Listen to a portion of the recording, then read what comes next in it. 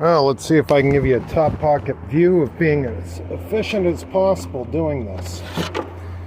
Got to pick a shingle that's going to cover, so that's over. It's beyond the split. Slide her up there to mark it. Now I need a little backer up here, so I'm going to flip her around, slide her up there, and mark her there. Come over here to the chop saw. Close the upper piece. Close the lower piece. Head back over here. Slide that piece in. Slide the upper in.